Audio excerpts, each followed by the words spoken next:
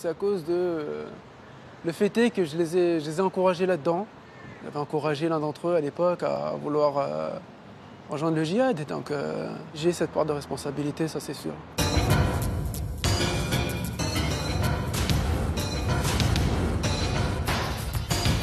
Moi, je me suis vite rendu compte de ce qui se passait vraiment. J'ai ouvert les yeux. Et heureux, vraiment, non, du tout. Parce que moi, c'était plus un désespoir de revenir ici. Moi, ma vie ici me manquait, en fait. C'était ici que j'étais heureuse, pas là-bas.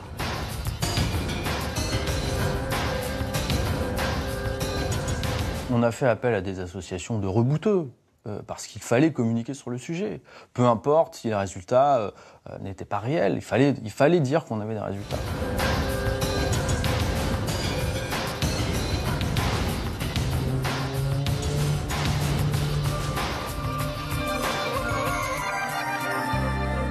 Bonsoir, lui c'est Farid Benyetou, ancien recruteur djihadiste, ancien mentor des frères Kouachi, les auteurs de l'attentat contre Charlie Hebdo. Autrement dit, c'est tout sauf un enfant de cœur, même si aujourd'hui il se dit repenti. Alors faut-il le croire? Peut-on faire confiance à ces radicaux qui disent être rentrés dans le droit chemin? C'est une des questions qu'on se pose ce soir. Pour en parler, nous sommes venus ici, à Fleury-Mérogis. C'est la plus grande prison d'Europe. C'est là notamment qu'est détenu Salah Abdeslam, le seul survivant des attentats du 13 novembre. Plus précisément, nous nous trouvons dans le futur quartier d'évaluation de la radicalisation. C'est un lieu qui va ouvrir ses portes dans quelques jours et où on va tenter de mesurer la dangerosité, notamment de ceux qui rentrent de Syrie et d'Irak. Ce soir, Complément d'enquête s'interroge aussi sur le fiasco de la déradicalisation hors de prison. Comment, dans l'urgence, l'État a subventionné des associations pas toujours très efficaces et même parfois pas très honnêtes. Dans les fauteuils rouges, tout à l'heure, nous recevrons un juge, ancien de l'antiterrorisme, et puis un ancien détenu qui a connu la radicalisation en prison. Mais tout de suite, le reportage Les Repentis du djihad, c'est une enquête signée Baptiste Desmontiers, Fabien Fougère et Bruno Marouani.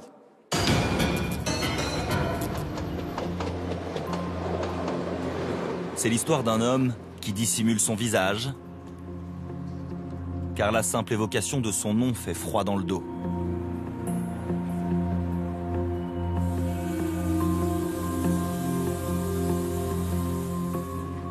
L'histoire d'un repenti du djihad.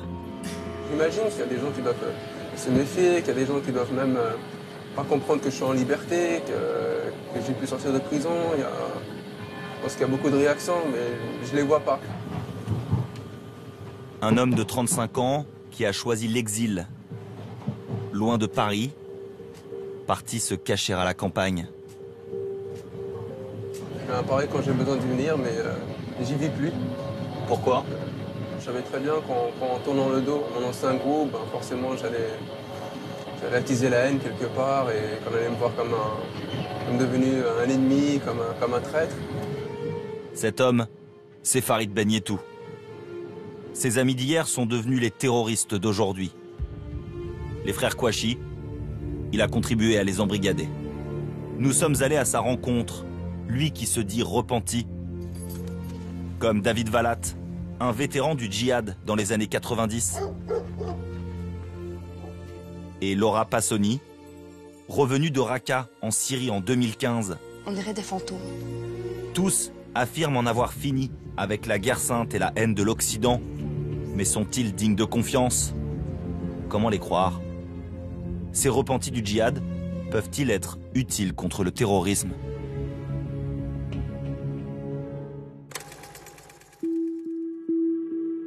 L'histoire de Farid Benyetou commence au début des années 2000. Dans le 19e arrondissement à Paris, il s'est fait un nom. On le surnomme l'émir des Buttes-Chaumont. Prêcheur radical et charismatique, il participe à une filière de recrutement.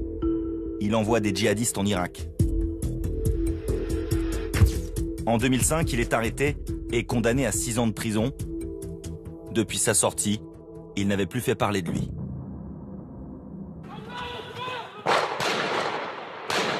Mais le 7 janvier 2015, lors des attentats de Charlie Hebdo, son nom réapparaît à la une. La France découvre les visages de Chérif et Saïd Kouachi et se souvient alors de celui qui a été leur mentor, Farid Benyetou.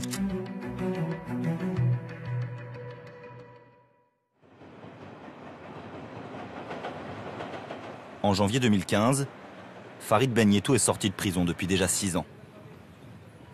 Selon lui, il a tourné le dos au djihad et entamé une nouvelle vie. Sur le point de terminer ses études d'infirmier à la Pitié-Salpêtrière.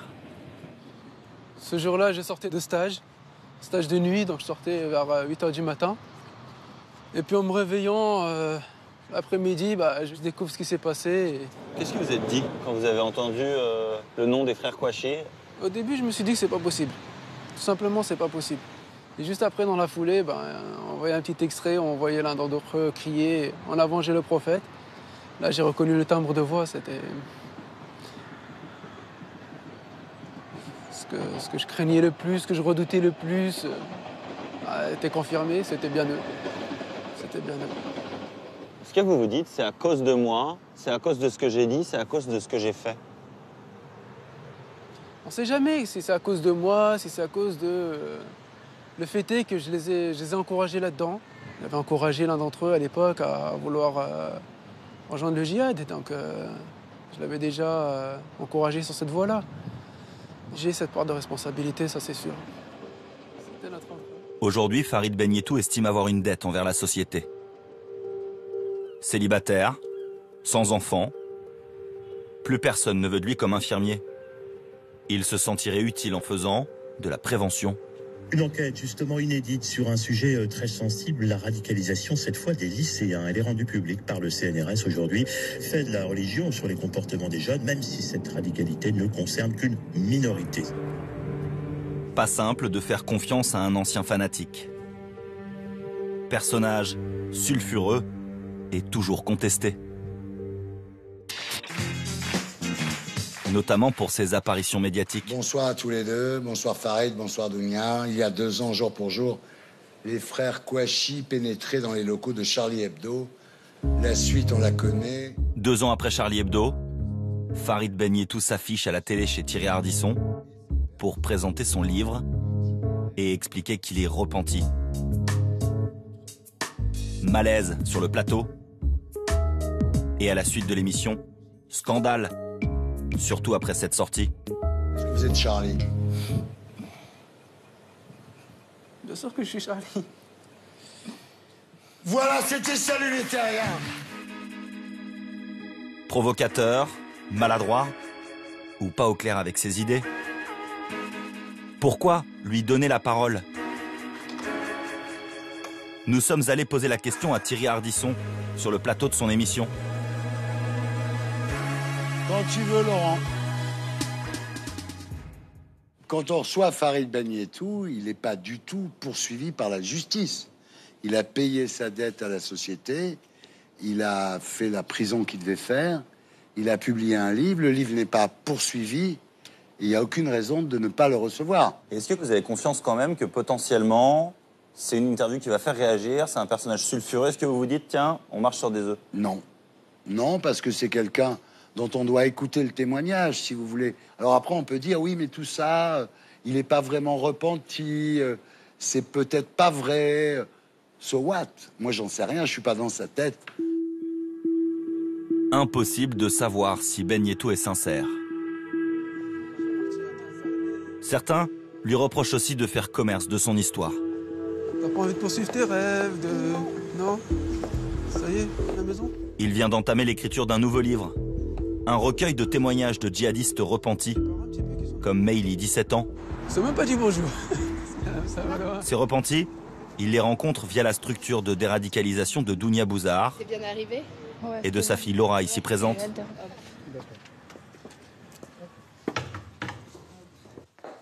Assieds-toi. Ce jour-là, il va s'entretenir 4 heures avec Meili, une jeune femme tout juste sortie du fanatisme. Je savais que c'était pas des salafis, mais je savais pas non plus que c'était Daesh. Vraiment, est-ce que tu t'es intéressé aussi à... Farid Benyetou dirige l'entretien selon une grille de questions bien précise. Il écoute, sans jamais parler de son histoire. Est-ce que tu peux nous parler un petit peu de ta famille? Est-ce que toi, tu es d'une famille d'origine musulmane ou pas du tout? Non, pas du tout. Je viens d'une famille complètement athée. Comment tu as connu l'islam donc J'avais fait une dépression en fait quand j'étais assez jeune due au problème d'alcool de mon père. Et du coup, j'ai eu envie de lire les 3 livres. parce que j'avais besoin de me raccrocher à quelque chose et c'est l'islam qui m'a le plus plu. Tu as lu la Torah, la Bible et le Coran. Ouais. Et pourquoi c'est plus le Coran qui t'a parlé que les autres? Je pense que ça avait un rapport avec le fait que l'alcool soit totalement interdit. Je me suis dit que si j'étais dans la religion, je serais avec un homme qui était dans la religion aussi et qui du coup ne toucherait pas à l'alcool. Il y a des gens à qui tu pouvais poser des questions sur ce sujet? Non, aucun. Je n'allais pas à la mosquée, il n'y avait aucun musulman autour de moi. Il n'y avait rien, je me renseignais sur Internet en fait. Sur quel genre de site, sur quel... Benyetou essaye de comprendre comment cette jeune collégienne convertie a basculé. Comment, seule dans sa chambre, elle s'est radicalisée jusqu'à prêter allégeance à l'État islamique dans son jardin. C'est des photos que j'avais prises quand j'étais en début de radicalisation, quand c'était la période assez violente. Du coup, j'avais pris un sabre et j'avais mis le voile intégral. En fait, je faisais ça parce que on me disait de le faire. Après, ici, j'avais fait le drapeau de l'État islamique sur ma main avec du henné. Je voulais montrer en quelque sorte que j'appartenais à ce groupe-là. Tout ce qui faisait pas partie de Daesh, en fait, je les aimais pas. Donc même ma propre mère, je les détestais. Je parlais avec eux nuit et jour, tout le temps. Il n'y avait pas une journée sans que je leur parle. Sous l'emprise de ce groupe, Mehdi commence alors à consigner par écrit son soutien aux actions terroristes de l'État islamique. Nous sommes à l'époque en 2015. Sur Internet, elle épouse un homme de 31 ans qui lui propose de l'accompagner en Syrie. On m'avait promis comme cadeau de mariage, c'était un chat et une AK-47. Donc je savais déjà que j'allais combattre si j'y allais. On m'avait promis que j'aiderais les enfants orphelins en fait. Que je m'occuperais d'eux et que je pourrais même aider à reconstruire les maisons après les bombardements. C'est des choses qu'ils ont réussi à me faire croire en fait. Elle tentera de partir en Syrie à 4 reprises, à chaque fois arrêtée par les autorités. Condamnée par un juge pour enfants, elle sera placée en foyer. Surprenante association ce jour-là. Un ancien recruteur et une jeune fille fraîchement sortie des griffes de Daesh. Qu'est-ce qui vous fait penser que Farid Benyetou est une personne digne de confiance? Ça va être avec le temps, ça va être avec les échanges, ça va être avec le travail qu'il réalise, les paroles, la capacité qu'il a de se mettre en danger lui-même, parce qu'il ne faut pas oublier que Farid se met beaucoup en danger à travailler avec nous.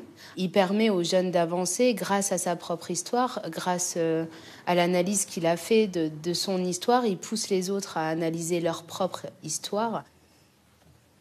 Mais c'est pas en disant « j'étais avec Daesh, ça c'était interdit, maintenant je me l'autorise, j'écoutais pas de musique, maintenant j'écoute de la musique, ça y est, j'en suis sorti ». Il n'y a pas que ça. Il y avait une vulnérabilité avant, il y avait des choses que tu cherchais inconsciemment dedans. C'est ça qu'il va falloir déjà que tu comprennes. C'est pour ça que ce travail est important, que tu comprennes qu'est-ce que toi tu recherchais finalement. Et c'est ça qui va te permettre de pouvoir dire « j'en suis sorti ». Cette période-là, ça a été une période dans ma vie, maintenant je vais passer à autre chose. Maintenant je vais me reconstruire. Qu'est-ce que ça vous apprend à vous? En écoutant leurs témoignages, en écoutant leurs récits, j'ai compris aussi des choses sur moi qui me permettent de me renforcer et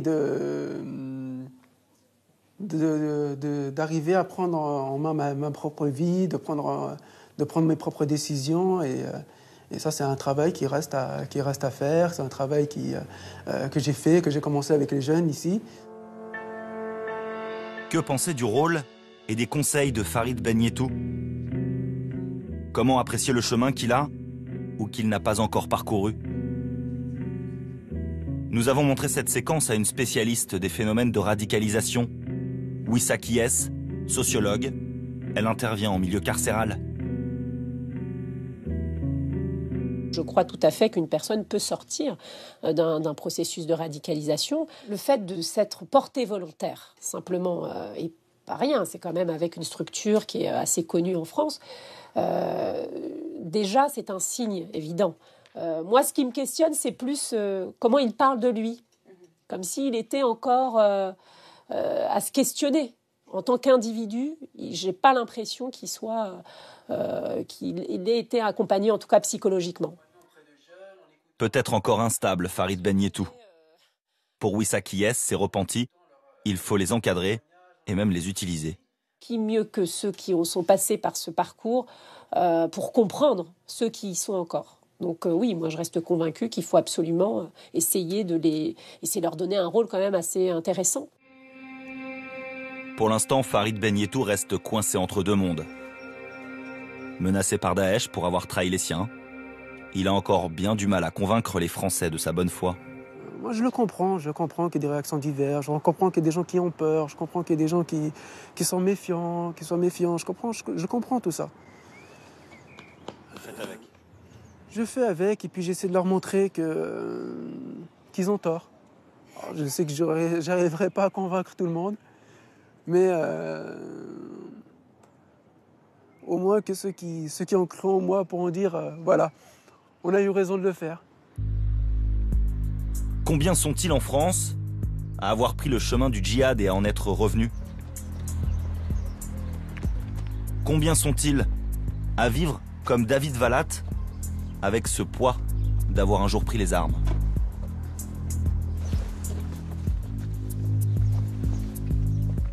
L'histoire de David remonte aux années 90, à la Croatie, la Bosnie-Herzégovine, le djihad armé en Afghanistan.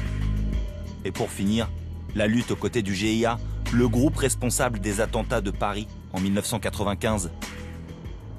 J'aurais connu Boualem Ben Saïd, Ali Touchent, Khaled Kelkal, Karim Koussa, tout le premier cercle finalement de ceux qui perpétreront les attentats de 95. Vous étiez dans une démarche très violente? J'étais prêt à tuer et me faire tuer. Interpellé, condamné à 5 années de prison pour avoir assisté le commando de Khaled Kelkal. Derrière les barreaux, il va prendre ses distances avec l'idéologie djihadiste et reprendre ses études. Aujourd'hui, il a tiré un trait sur son passé. Et ne lui dites pas qu'il pratique la dissimulation, la taqiya comme on l'appelle. Si depuis 20 ans j'endormais tout le monde, je serais suffisamment intelligent pour ne pas être que chargé d'affaires, mais déjà président de la République, hein, réellement. Donc à un moment, ce procès de taqiya, je veux bien qu'on me le tienne pendant quelques années, mais passé 20 ans, si quelqu'un arrive à endormir tout son monde, et notamment les services de sécurité qui sont très efficaces, le gars a des facultés mentales qui ne sont pas les miennes, hein, réellement. Aujourd'hui, il est réinséré. Il a reconstruit sa vie dans la banlieue lyonnaise, commercial dans l'industrie et père d'une fille de 12 ans. Il lui a fallu du temps pour se déradicaliser. On revient à une vie normale, un peu comme l'on revient d'une plongée en eau profonde, il y a des paliers de décompression à respecter. Si on veut aller trop vite, c'est la folie qui vous attend. Donc, pour 8 ans d'engagement, il m'a fallu une bonne quinzaine d'années pour en revenir définitivement. David Valat voudrait désormais mettre son expérience au service de son pays. Je demande pardon à personne, j'ai effectué ma peine, je suis quitte de ma dette envers la société française. En revanche, je voudrais m'inscrire dans la lutte contre ce phénomène parce que je me sens redevable vis-à-vis de mon pays. Mais comme pour les autres repentis, les institutions et la société ont bien du mal à lui trouver une place. Certains lui ont pourtant tendu la main. Nous l'avons accompagné à Paris, à la rencontre d'une mère de famille dont le fils est parti combattre en Syrie. On se dit, la cause, il faut continuer à la défendre. Puis nous, famille, on se sent légitime à le faire, parce qu'on l'a vécu de l'intérieur. Moi, je serais également bien resté dans l'anonymat. Bah oui, moi j'aurais préféré aussi. Véronique Roy, elle incarne la souffrance de ses parents désemparés. Il y a près de 3 ans, son fils Quentin est parti combattre avec Daesh. En janvier 2016, elle a reçu un message lui annonçant la mort de son fils. À chaque fois que nous on est allé demander de l'aide pour Quentin, qu'est-ce qu'on nous a dit? On ne peut rien faire pour vous. Que ce soit la police ou les associations, moi j'attendais un manuel de savoir-faire. Pour savoir leur parler, pour savoir parler à votre fils, pour trouver les mots. Mon fils me parlait en versé, en sourate. Vous n'aviez pas les réponses? Que je ne comprenais pas. Tout ce que j'entreprenais comme dialogue avec lui et avec mon mari, j'avais pas la réponse. Donc finalement, peut-être que je l'ai enfoncé dans l'idéologie. à mon insu, parce que je n'avais pas les clés. Et tous les gens que j'ai rencontrés se présentaient comme des experts. Moi, je voulais qu'on me dise, voilà comment on va parler à Quentin. Et avec ces mots-là, on va produire le retour.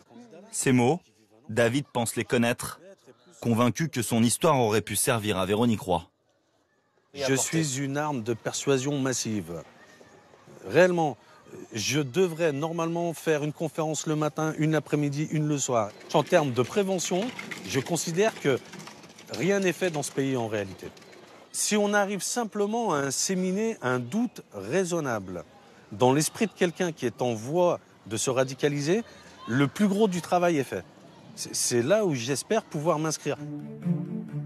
En France, les repentis inquiètent. À l'inverse, chez nos voisins belges, on fait le pari de la confiance.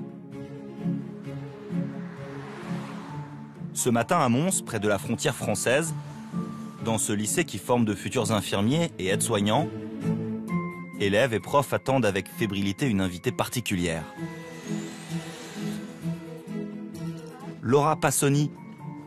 Il y a encore peu de temps, elle se faisait appeler Nora Biladisha. On y va? Bonjour, je n'ai plus de main disponible. Laura a passé 9 mois dans les territoires de Daesh, à Raqqa et Al-Beb, en Syrie. Bonjour. Aujourd'hui, elle est invitée à raconter son histoire dans les écoles en Belgique. L'ancienne djihadiste a tombé le voile, apprêtée, maquillée, elle fait la bise aux élèves, plutôt à l'aise dans sa nouvelle vie de repentie. C'est la 2e fois qu'elle vient dans cette classe. Tous ont lu son livre et sont captivés par son récit. Quand on sort dehors, on ne doit pas regarder devant soi, on doit regarder par terre. L'ambiance, en fait, c'était lugubre, en fait. C'est-à-dire, je me sentais dans une ville grise. Les sirènes pouvaient sortir, pouvaient faire leurs courses. Nous, on devait avoir une autorisation de notre mari, sur papier. Comme ça, si on se faisait arrêter par les hommes de Daesh, on pouvait leur montrer que nos maris nous avaient laissé faire des courses. Les courses, c'est pas pendant 3-4 heures. Hein. C'est vite fait, 15-20 minutes, et on doit vite rentrer. Pour répondre aux éventuelles questions sur la religion, Laura est accompagnée d'Hicham Abdelgawad, professeur d'islam. En Belgique, on peut étudier la religion à l'école. C'est un texte parole. Elle n'est là que pour livrer son histoire, en espérant qu'elle serve de leçon. Franchement, j'essaie de me souvenir vraiment le plus possible et je trouve qu'il y a un truc positif, en fait. Si, mon retour. Oui, mon retour, c'était positif. Quand j'ai passé la frontière turque. Ça, oui, voilà. Ça, c'était vraiment positif. C'est leur professeur principal, Nadège Vandam, qui a fait venir Laura dans sa classe, après avoir lu son livre et l'avoir rencontrée. Je me suis dit, c'est une évidence, il faut qu'elle témoigne. Parce qu'elle a une légitimité, elle est belge, elle n'était pas de religion musulmane, elle s'est convertie, elle a été endoctrinée. On va y aller pour montrer qu'il y a possibilité de se faire avoir comme de s'en sortir. Mais Laura Passoni n'est pas totalement libre de ses mouvements.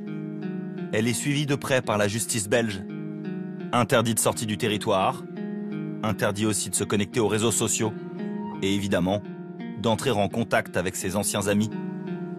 Le juge Paul Dayer a pris un risque avec cette revenante en décidant de lui faire confiance et de ne pas l'incarcérer.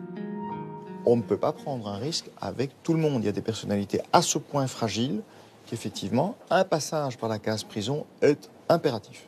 En revanche, il y a aussi un danger à la détention préventive. Et il est très simple. C'est qu'une personne qui est peut-être au début d'un processus de déradicalisation, si vous l'incarcérez ou si vous l'incarcérez trop longtemps, pourra avoir d'abord des contacts en prison et on va re-rentrer en contact avec le même milieu. Et puis elle peut avoir un sentiment de déconnexion par rapport à la société. Aujourd'hui, il serait 750 Français à combattre en Irak et en Syrie aux côtés de Daesh. Avec eux, leurs femmes, leurs enfants. Certains reviendront en France. Peut-être alors aurons-nous besoin de nos repentis pour leur parler.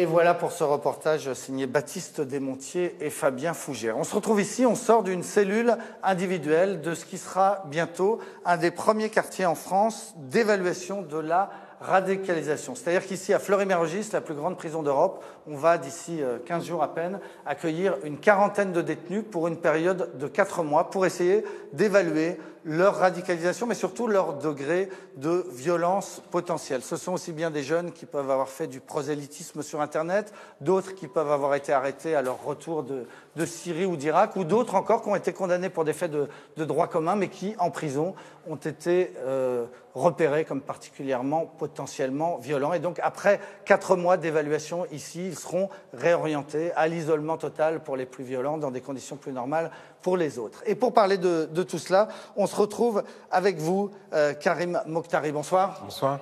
Vous-même, vous connaissez la prison. Vous y avez passé 6 ans pour des faits de délinquance. Vous y avez croisé le prosélytisme radical. Vous y avez fait face, puis vous en êtes sorti. Et aujourd'hui, avec votre association Sans Murs, eh bien, vous faites de la prévention. Vous venez de voir avec nous ce reportage. On a vu Farid Benyetou pour prendre cet exemple. Donc lui, il a été condamné pour avoir été un recruteur à l'époque du djihad anti-américain en Irak. Aujourd'hui, on le voit, hein, il le dit sur tous les tons, je suis sorti de tout ça. Comment on sait s'il est sincère ou pas ? Je pense qu'on ne le saura véritablement jamais, finalement, puisque pour cela, il faudrait être à l'intérieur de son cœur ou de sa tête, ce qui est impossible. Mais pour ma part, après avoir vu ce documentaire, je me dis 2 choses. Je me dis qu'on ne peut pas faire l'économie d'utiliser les repentis dans cette lutte contre la radicalisation ou la prévention de la délinquance. Parce qu'ils sont hyper efficaces. Mais parce qu'il y a à la fois de l'efficacité, mais surtout, j'ai envie de dire, la légitimité d'être face à des personnes en ayant déjà vécu ce qu'ils vivent et ce qui les attend de mieux aussi. Ça amène véritablement une légitimité supplémentaire à l'intervenant. Ça ne fait pas tout. Il ne faut pas juste en avoir envie. Il faut être sincère dans sa désistance. Alors vous intervenez très souvent en prison, hein, parfois même ici à Fleury-Mérogis, dans ce quartier d'évaluation là qui va ouvrir c'est pendant quelques jours. Si on vous fait venir, vous allez dire quoi à ces jeunes qui sont en période où on essaie de surveiller leur degré de violence, en gros? Déjà d'une, moi et mon équipe, parce que je n'interviens pas seul à l'équipe Sans Murs, on n'est pas dans un contre-discours. On ne vient pas leur donner autre chose à penser. On est là dans un contre-projet de vie. Donc, venir écouter, déjà les écouter, c'est très important. Ensuite, il va falloir revenir sur des enjeux forts. Un certain nombre ne se sentent pas citoyens, se sentent exclus de par leur parcours, leur profil ou leur lieu d'habitation parfois. Il s'agit de rééquilibrer la notion, en tout cas la grille de lecture qu'ils peuvent avoir de la laïcité, de la citoyenneté, de la République dans notre pays. Donc, de revenir sur ces fondamentaux, tout simplement. Et ensuite, on ira sur un autre levier, qui est ce levier de l'insertion professionnelle, puisque les gens, pour qu'ils lâchent quelque chose d'aussi mortifère qu'une idéologie comme celle-ci, il faut bien pouvoir leur proposer quelque chose d'autre. Et qu'est-ce qui fait qu'ils vous écouteraient, vous, plus qu'un autre? C'est notamment parce que vous arrivez en leur disant « Bonjour, j'ai fait 6 ans de prison ». Alors, bien sûr qu'il y a le fait que j'ai été moi-même enfermé, que j'ai subi l'enfermement, l'incarcération dans ma chair. Effectivement, que ça rapproche les liens. Maintenant, ça fait pas tout. Il faut aussi qu'ils voient que je suis orienté vers la qualité de nos relations et la solution de cette situation. Donc, c'est pas parce que je suis un ancien détenu que je vais être corruptible. C'est pas parce que je suis un ancien détenu que je vais tout comprendre ce qu'ils me disent. Quand certains me disent je suis en prison parce que je suis musulman, je ne peux évidemment pas être d'accord avec ça. Vous leur dites quoi? Non, t'es en prison parce que t'as fait des conneries? Ce n'est pas parce qu'on est musulman qu'on est en prison. Et d'ailleurs, ça va être l'occasion de revenir sur le concept de laïcité, tout simplement, et de revenir bousculer leur certitude par rapport à cela. Voilà. Et vous-même, quand c'était à Amiens, je crois, dans votre première prison après votre condamnation, vous aviez pris 10 ans pour des faits de braquage. Vous arrivez donc à Amiens, vous tombez sur des islamistes qui essayent de vous convertir. Vous êtes loin de la religion et ils arrivent à vous convertir? Absolument, mais bien sûr, parce que vous savez, on a une forte population de jeunes qui sont en prison malheureusement, des jeunes qui sont parfois en errance, en rupture sociale, scolaire, familiale, en errance spirituelle, philosophique, religieuse. Et c'était votre cas? Et c'était mon cas, mais c'est le cas de centaines de milliers d'autres. C'est celui qui effectivement est isolé, donc il n'a pas de parloir, il n'a pas d'avocat, ou il y en a un, mais bon. C'est le toxicomane, celui qui n'a pas sa dose, qui a besoin. C'est le jeune qui est en errance, c'est le jeune en colère. Voilà. C'est le primo-arrivant, c'est la première fois qu'il tombe en prison. Donc il y a besoin de sécurité en prison, ça c'est la première chose. On a un besoin fort de sécurité.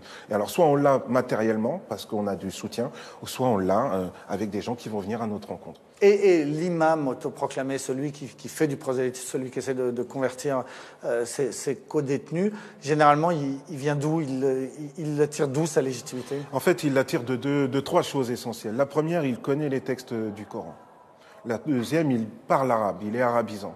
Et la troisième, il a un leadership. Il a cette capacité à fédérer, à mobiliser des gens, il a un charisme. Donc, il faut avoir ces trois qualités. C'est pas les 69 000 détenus qui ont ces trois qualités. Donc, ça se ressent parfois dans le chef d'inculpation. Et le plus fort, c'est celui qui se dissimule? Celui qui n'est pas repéré par l'administration? Bien sûr, puisque finalement, il n'aura pas de frein. Quelqu'un qui va aller à la rencontre d'un plus jeune, lui parler en arabe, lui montrer des ouvrages écrits en arabe, d'avoir des échanges un peu en catimini, un peu à l'écart, déjà ça doit être un signe. Non pas juste de la radicalisation, mais du fait qu'il y a un jeune qui est vulnérable et qui peut être aux prises d'un plus fort. Et ça peut être le premier signe pour un surveillant. Et qu'est-ce qui fait que vous êtes sorti de cette propagande? Mais parce que je crois que ce qui fait la différence, c'est que j'attendais quelque chose de la prison. Et je ne crois pas que ce soit le cas pour la majorité des personnes qui sont incarcérées aujourd'hui en France. J'attendais qu'elle me répare dans ma capacité à vivre avec les gens, dans leurs différences, et qu'elle me répare dans ma capacité à vivre avec les règles de notre société. Donc ça, c'est quelque chose que j'attendais, et je pense que c'est une des missions de notre système pénitentiaire, celle de tout mettre en œuvre pour réparer les individus à vivre dans le respect des règles communes. Merci beaucoup, Karim Mokhtari, donc ancien détenu, aujourd'hui intervenant en prison. Et merci de nous avoir rejoints ici à Fleury-Mérogis dans ce futur quartier d'évaluation de la radicalisation. On va maintenant parler de déradicalisation, mais cette fois hors les murs, hors de la prison. Après les attentats, l'État a tout fait pour montrer qu'il agissait, qu'il voulait faire quelque chose dans l'urgence. On a ainsi subventionné des associations, parfois pas très efficaces, parfois même un peu malhonnêtes. Et puis on a ouvert des centres qui ont des gros moyens, mais pour l'instant très peu de pensionnaires. Et parfois même, vous allez le voir, pas de pensionnaires du tout. Les ratés de la déradique, c'est une enquête de Julien Daguerre, Raphaël Chapira, Claire-Marie Denis et Karim Annette.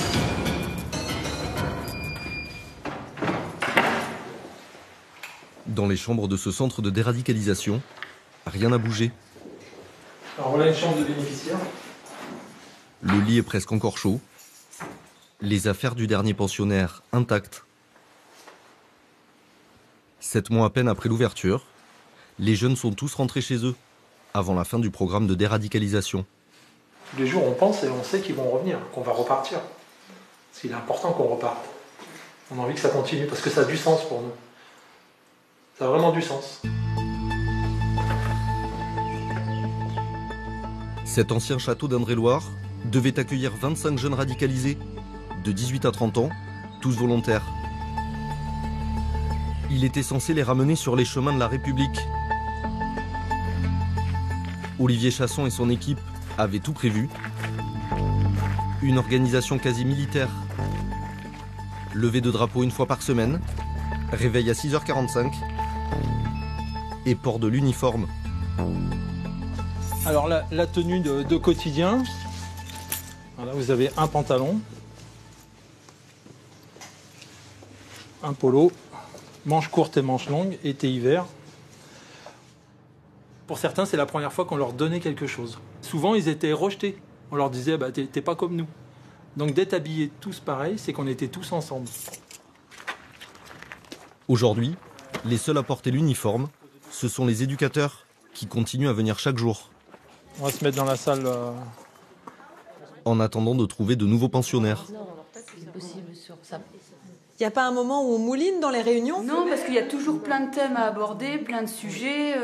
Non. Si les bénéficiaires pouvaient arriver vite, oui, on serait tous contents, ça c'est sûr. 27 salariés motivés, 2,5 millions d'euros de budget, et au final, un sentiment d'énorme gâchis. Car ce centre à l'origine devait être une vitrine, un exemple à suivre. À l'inauguration en septembre dernier, devant les caméras, le Premier ministre vante cet établissement unique en Europe.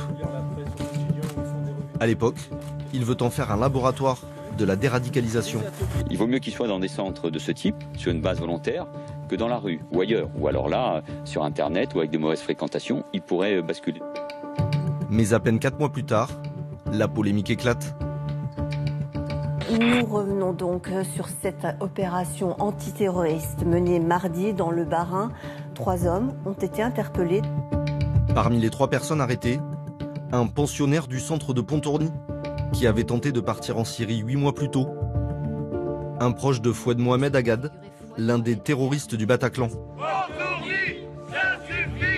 Un profil inquiétant qui va semer la panique chez les habitants. Les manifestations s'enchaînent. Le centre se vide de ses pensionnaires et devient le symbole d'un échec.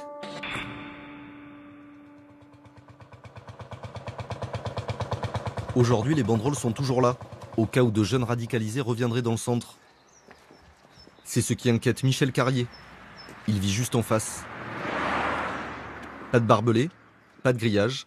Il ne se sent plus en sécurité et demande la fermeture définitive du centre de Pontorny. Ici, on est à Pontorny. Vous voyez, là on est à Pontorny, là. Ici, voilà. On n'a pas envie de s'appeler Saint-Étienne-du-Rouvray, ça vous dit quelque chose? On n'a pas envie qu'il y en ait un qui sorte et qui vienne égorger par exemple la personne âgée qui est juste à côté là. En même temps, il faut bien s'en occuper de ces gens, non? Non, ne me dites pas ça. Non, là c'est fini. Au début, on n'était pas pour qu'on ne fasse rien pour ces personnes-là. Sauf qu'un centre expérimental en milieu ouvert, comme vous le voyez, lieu habité, etc., on ne fait pas des expériences dans un secteur habité, quoi. Voilà. Ce jour-là, les responsables parisiens du centre sont de passage. Michel les interpelle devant notre caméra. La personne qui a été arrêtée en Alsace, c'est un enfant de cœur. On les a pas trouvés. C'est prévu pour des enfants de cœur. On s'est bien d'accord. Excusez-moi. Et il me semble que les établissements pour accueillir les enfants de cœur, ce sont d'autres types d'établissements. On n'est pas sur un établissement. On est sur un établissement qui vise à prévenir. Oui, le basculement de la bien sûr. radicalisation. À 28 ans, 30 ans, c'est vrai. Un dialogue de sourds entre une population traumatisée par le terrorisme Au revoir. Vous savez mon avis, mais bon, voilà. et des autorités en quête de solutions.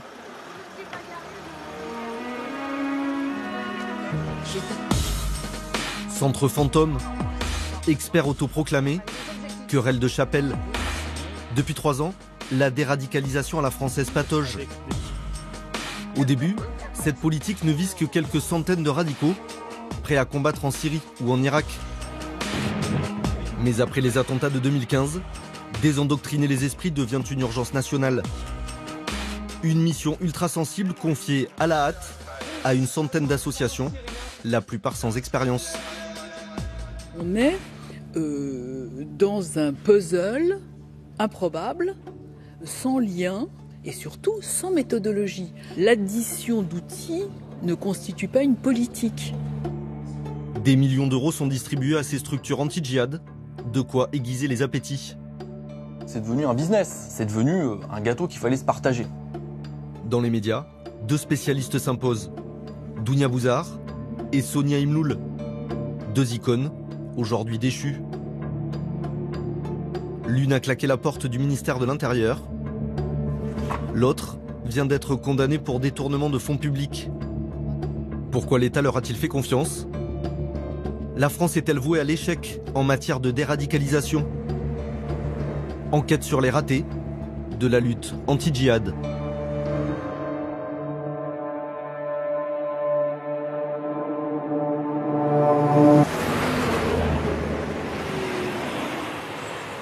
C'était il y a 1 mois, à Paris, au tribunal de grande instance.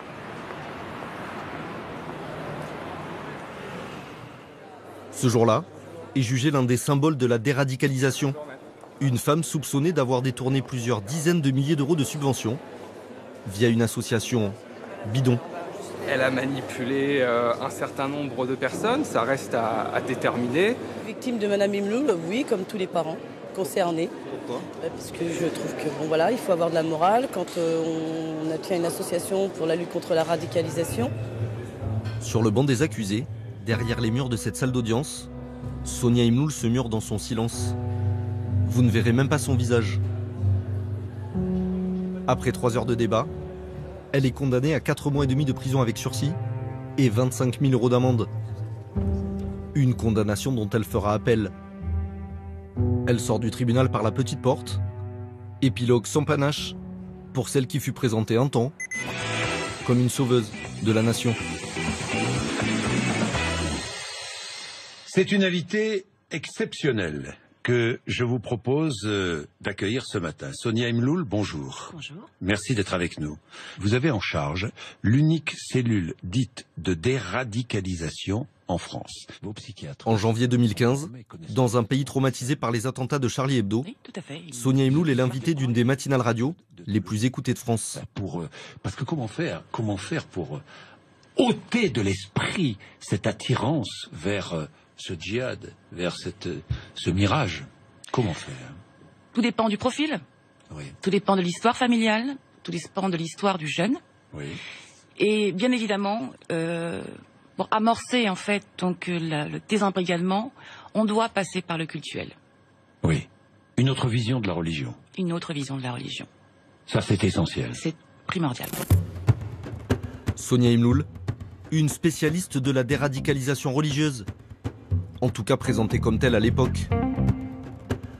En réalité, une spécialiste de tout et depuis des années. Connaît bien le 9-3. Tantôt blonde, elle intervient sur l'illettrisme en 2012. Tantôt brune, c'est une experte de la délinquance juvénile en 2010 et même de la polygamie un an plus tôt. Lorsque l'on vit à 35 dans un appartement, on sait très bien de toute façon qu'on ne peut pas de toute façon évoluer. Pour ces deux journalistes du Parisien qui la suivent depuis ses débuts, la jeune femme est avant tout une opportuniste.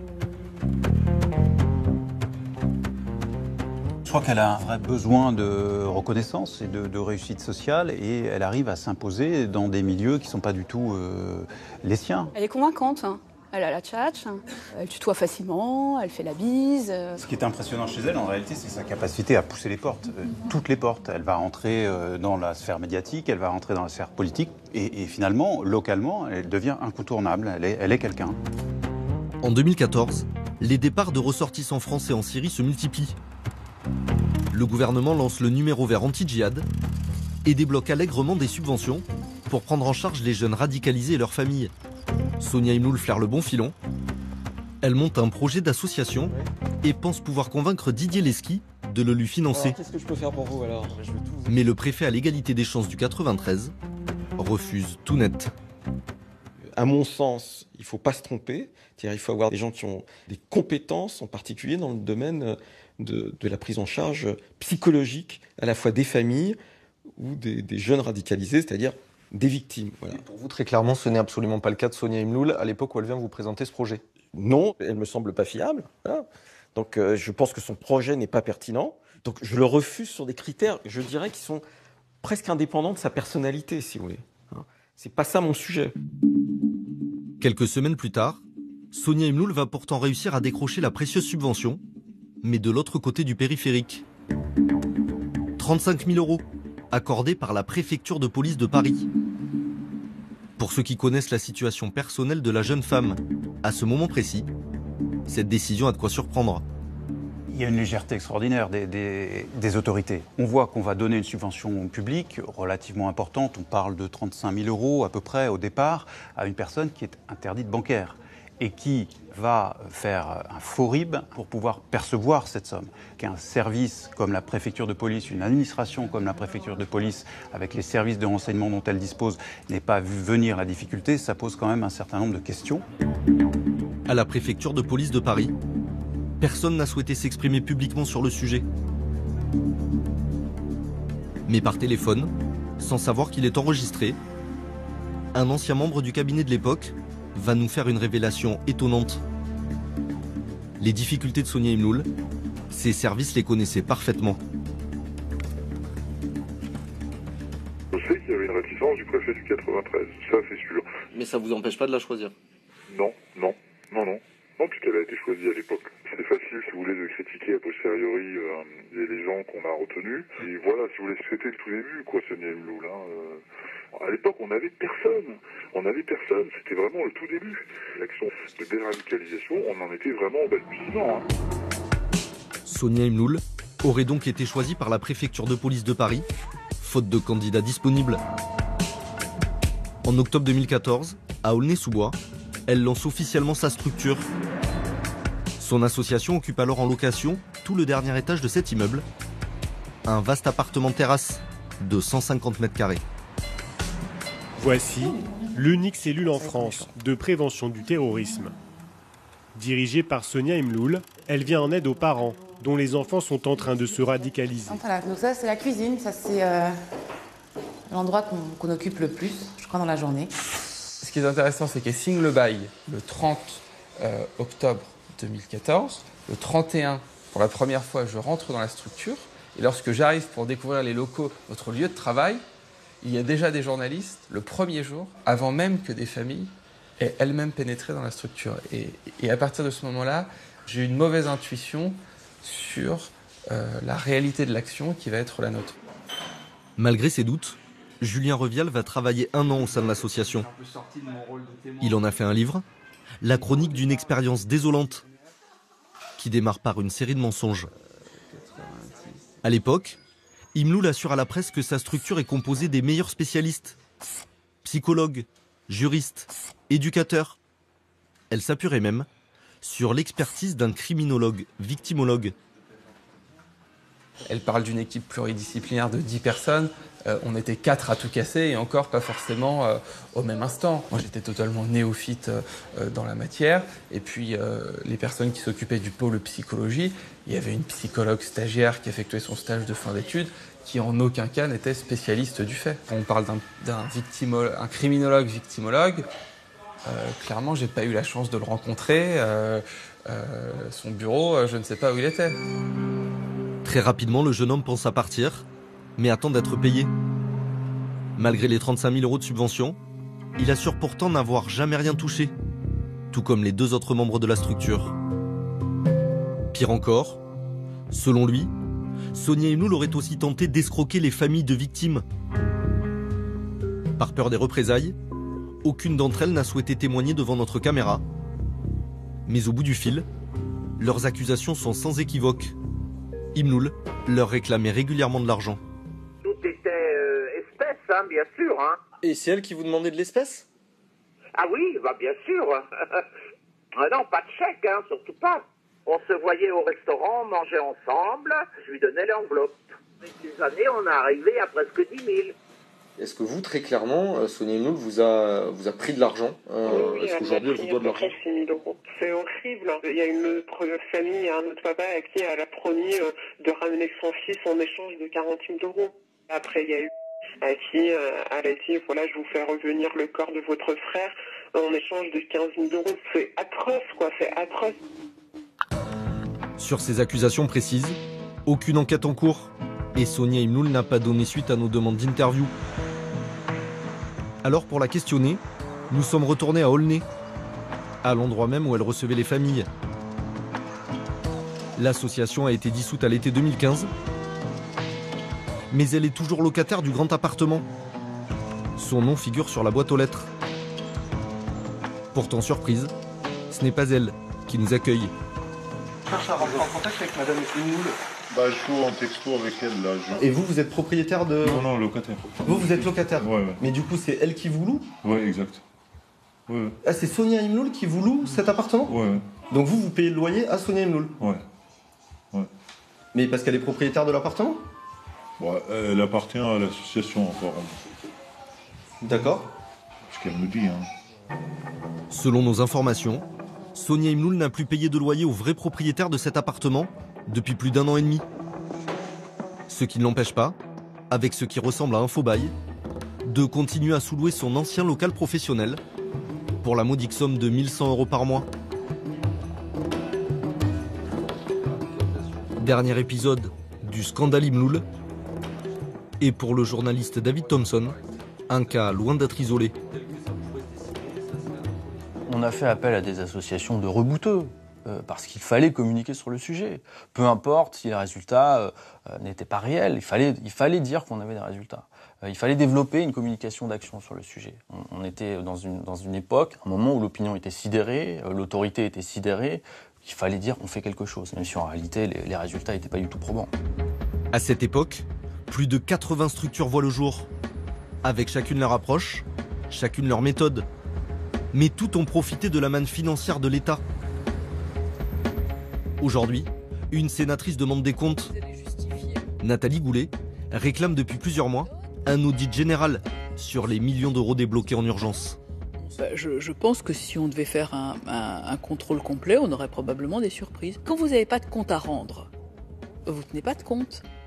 Quand on ne vérifie pas la réalité du travail que vous faites sur le terrain parce que vous n'avez pas d'outils d'évaluation des jeunes qui passent entre vos mains, vous ne faites pas d'évaluation. Donc on marche au doigt mouillé. Dans le viseur de Nathalie Goulet, une association en particulier, sur laquelle le ministère de l'Intérieur a beaucoup misé dès le départ. Et cette invitée, c'est Dounia Bouzard. Bonjour, merci de nous avoir... C'est la structure de Dounia Bouzard. Cette anthropologue de formation est devenue elle aussi une icône médiatique.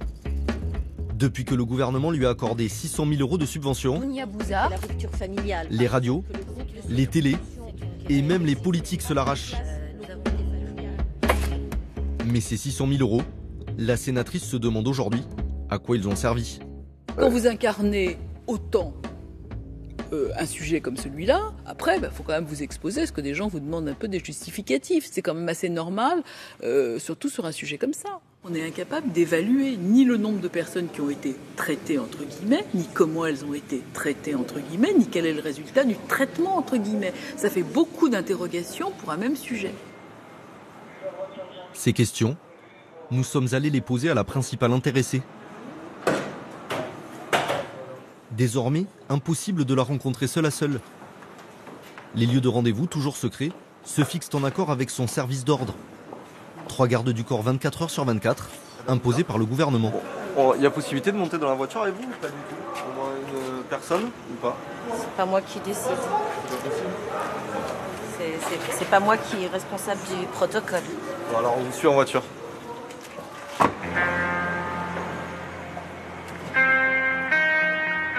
Une vie sous escorte permanente. L'État islamique a mis sa tête à prix depuis qu'elle a démarré sa mission pour le gouvernement. Aujourd'hui encore, elle est sur liste noire. Sa fille, avec qui elle travaille, vit elle aussi sous la menace de Daesh. Avec ou sans pimpon. Alors les accusations de la sénatrice leur restent encore en travers de la gorge. On a un cabinet d'expertise, on aide les gens. Si on voulait faire de l'argent, croyez-moi, on n'aurait jamais accepté cette mission publique avec ces risques-là. Avec un appel d'offres, on n'a pu embaucher que 7 personnes. Si les gens avaient un petit peu d'idées sur le coût de la location d'une salle par jour, des prises en charge et transports des familles, 600 000 euros, c'était rien du tout.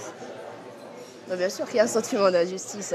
Mais pourquoi? Parce qu'on se saigne, parce qu'on n'a plus de vie. Merci. À cause de ces menaces, Dounia Bouzard a dû déménager à plusieurs reprises. Suite à une énième alerte, l'appartement familial a été vidé en une journée. Ouais. Mais à chaque fois, elle emmène avec elle ses précieux dossiers. La preuve, selon la chercheuse, qu'elle et sa fille ont aidé à traiter plus de 300 jeunes parmi le millier de cas qu'on leur a signalés en 2 ans. Ça, c'est hyper important, c'est le résultat final, ça. Et pour chacun de ces cas, elle assure avoir rendu des comptes aux autorités.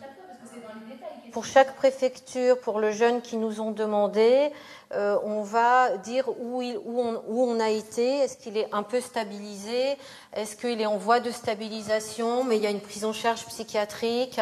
La méthode Bouzard, traiter les jeunes radicalisés comme s'ils avaient rejoint une secte. Comment on voit si le jeune, en fait, où est-ce qu'il en est dans son idéologie, dans sa relation au groupe?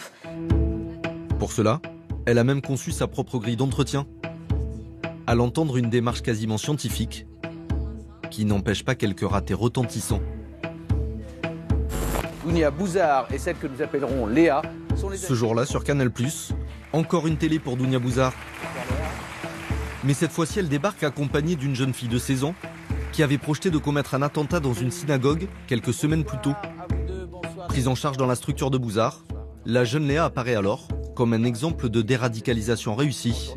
Et aujourd'hui, vous pensez que les gens qui vous ont parlé vous ont raconté des mensonges, ou vous pensez que ce qu'ils vous ont dit, au fond, méritent encore d'être entendus? Non, pour moi, c'est des terroristes et ils n'ont rien à voir avec l'islam. Vous en avez pris conscience aujourd'hui? Oui, complètement.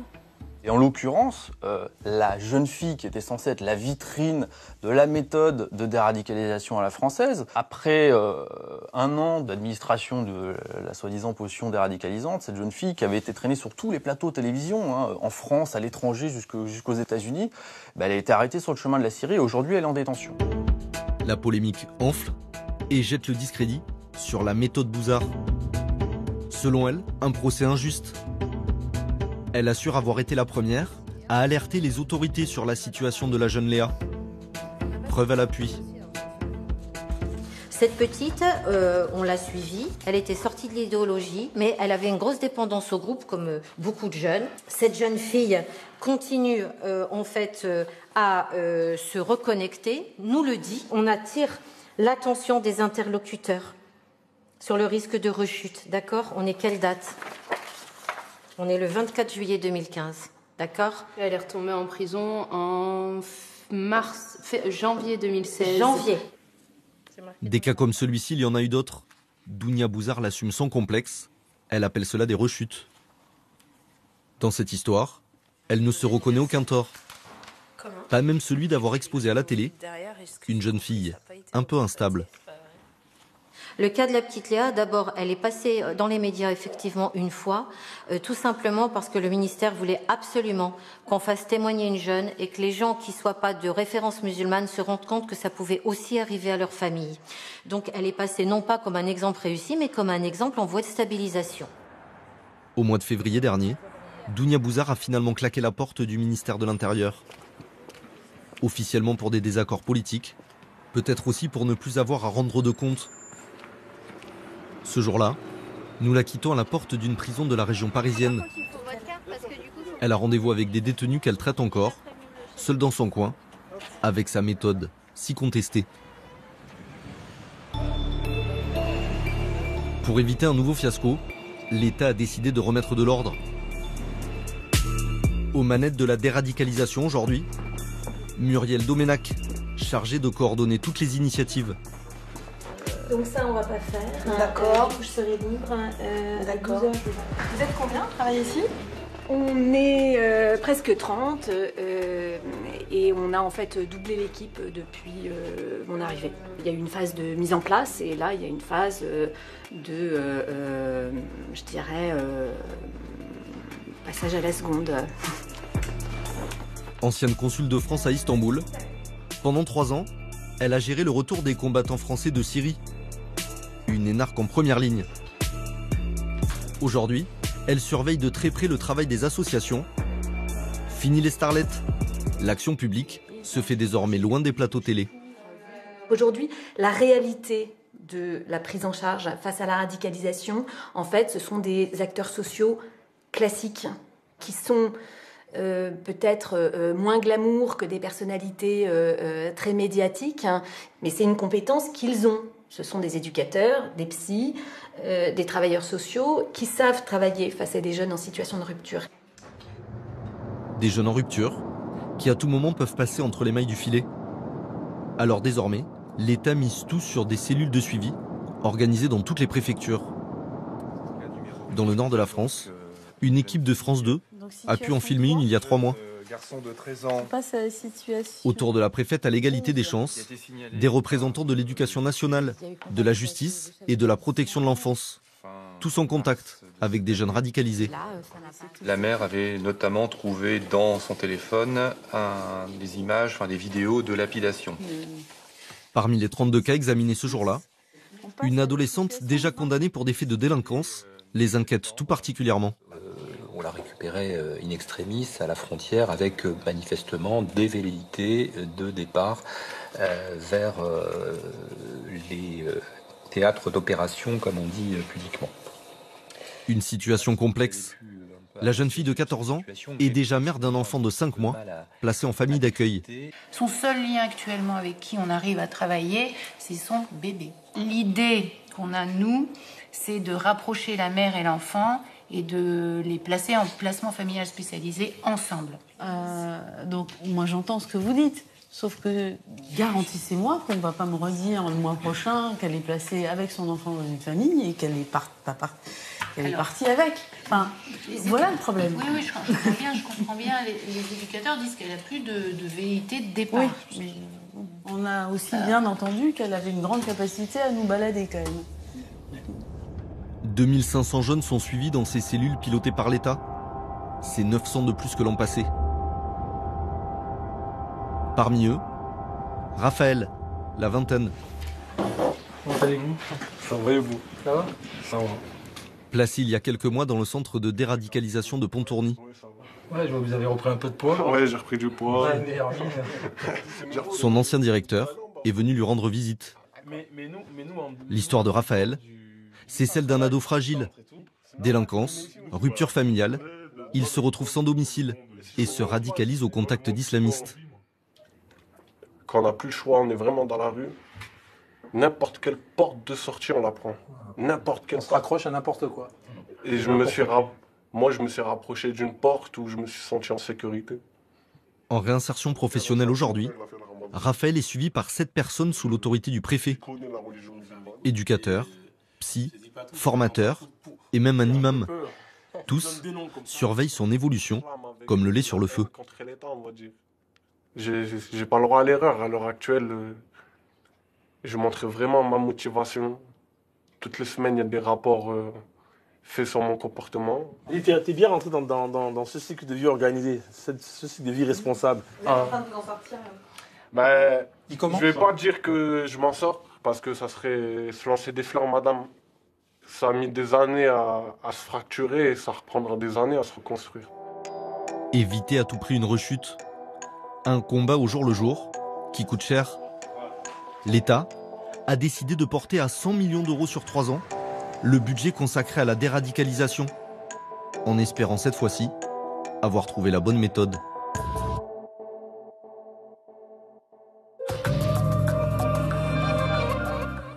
Et voilà pour cette enquête signée Julien Daguerre et Raphaël Chapira. On se retrouve maintenant au pied de la Tour Eiffel parce qu'on la présente parfois comme une cible potentielle du terrorisme. Elle sera d'ailleurs bientôt entourée par un grand mur par balles en verre pour la protéger. On se retrouve avec vous, David Bénichou, bonsoir. Bonsoir Nicolas Poincaré. Vous êtes magistrat, vous y étiez il y a peu de temps encore, jusqu'à l'été dernier, au pôle antiterroriste du TGI de Paris. Alors on vient de voir ensemble notre reportage qui montre quoi? Qui montre que la déradicalisation, c'est pas encore une science exacte?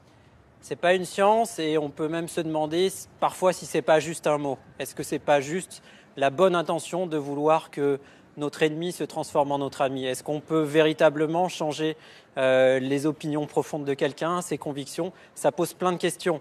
Et d'ailleurs, on le décline souvent sous d'autres termes, le désengagement, la rupture avec les actes violents. C'est pas une science, non, effectivement.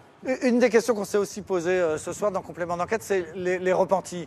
Est-ce qu'il faut les croire ou pas? Ceux qui disent, ça y est, je suis sorti de tout cela, vous pouvez me faire confiance. Comment est-ce que le magistrat que vous étiez à l'antiterrorisme fait la part des choses? Alors, les magistrats ne sont pas des êtres dotés de pouvoirs particuliers. On est face à des gens, à des êtres humains qui nous expriment très souvent avec beaucoup de sincérité des choses qui sont parfois vraies et parfois fausses.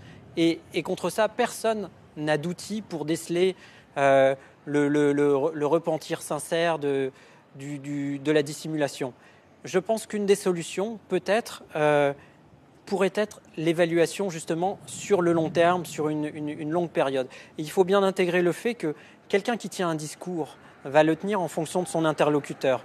Moi, j'ai vu des djihadistes qui tenaient un certain discours face à des journalistes, face à des juges, et également entre eux. Et c'est très intéressant de pouvoir faire des comparaisons. C'est très intéressant pour nous aussi dans le cadre d'enquêtes. Les journalistes n'ont pas toujours accès à ces informations. Mais nous, dans les enquêtes judiciaires, et aussi bien dans les services de renseignement, on peut voir comment les individus communiquent entre eux. On peut se faire une idée assez juste dans ces moments de sincérité où les personnes pensent ne pas être surveillées de ce qu'elles pensent vraiment. Donc ça aussi, c'est assez précieux. Après, le tri va se faire dans la durée parce que celui qui aura exprimé un repentir sincère va s'inscrire dans un processus mais qui prendra du temps et c'est parfois le cours d'une vie. Mais je dirais qu'il faut toujours donner sa chance à celui qui veut se sortir de cet engrenage. Ceux et celles, parce qu'il y avait beaucoup de filles aussi qui rentrent en ce moment de Raqqa ou de Mossoul, parce que les deux batailles sont en cours et on s'attend à ce qu'il y en ait de plus en plus. Parfois, ils rentrent et ils se présentent eux-mêmes comme des victimes. Ils disent « j'ai dû fuir Daesh, j'ai pris des risques pour échapper ». Aujourd'hui, la politique, c'est de les incarcérer de toute façon ? Alors, il faut être prudent par rapport à ces discours qui sont parfois des stratégies de défense. Il y en a certains qui ont eu des difficultés avec Daesh, mais personne ne les a forcés à rejoindre Daesh pour faire la guerre aux mécréants.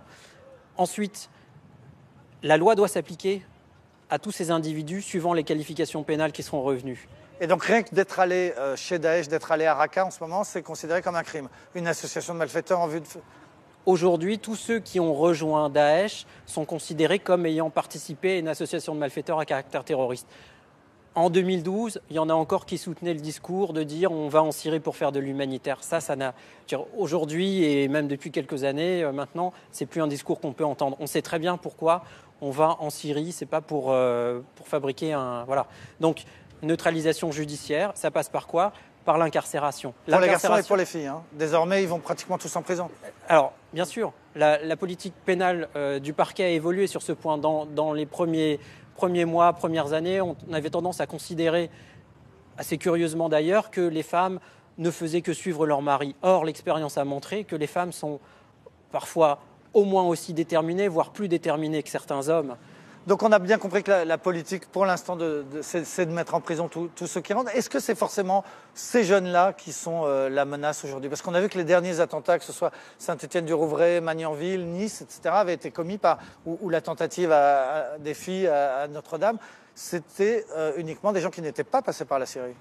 Effectivement, et d'ailleurs depuis 2012, des revues djihadistes appellent leurs partisans à ne pas quitter le territoire national et à organiser depuis la France des attentats en restant le plus discret possible, en n'ayant pas forcément de contact avec d'autres pour passer sous le radar. Donc on ne peut pas s'estimer complètement en sécurité uniquement en traitant ceux qui sont allés sur le théâtre syrien. Ceux qui sont allés sur le théâtre syrien représentent à coup sûr une menace. Par contre, il y a un certain nombre d'individus qui ne s'y sont pas rendus, qui peuvent tout à fait, de manière discrète et clandestine, préparer des actions terroristes. Le niveau de la menace, parfois on nous dit tiens, il est particulièrement élevé en ce moment. Les politiques, les ministres de l'Intérieur disent ça régulièrement. Est-ce que vous, juge, vous étiez capable de faire un peu des prévisions ou est-ce qu'on est complètement dans le brouillard sur ce qui nous attend ? C'est une question qu'on peut se poser légitimement, mais c'est très difficile à quantifier de manière précise. C'est quasiment impossible. Donc ce qu'il faut, et c'est d'ailleurs ce qui se passe peut-être en France, il faut simplement intégrer. Voilà. Il y a des risques dans la vie, on intègre ce risque, on le banalise parce qu'on s'en protège, parce qu'on sait qu'on peut lutter contre. Et à partir de là, on apprendra à vivre avec, à le limiter le plus possible et peut-être un jour à complètement en sortir. Merci beaucoup David Bénichou. Je rappelle que vous avez été longtemps juge antiterroriste au pôle du TGI de Paris et que vous êtes l'auteur de ce livre, Le djihadisme, le comprendre pour mieux le combattre. C'est paru chez Plomb. Merci à ceux qui m'ont aidé à préparer cette émission. Thomas Auro, Joël Bruandé, Clément Castex et Samuel Humez à la rédaction en chef. Caroline Durand à la préparation des plateaux. Philippe Lallemand à leur réalisation. On se retrouve bientôt. Très bonne soirée sur France 2. Mourad Merzouki et sa troupe revisitent un classique de la danse hip-hop.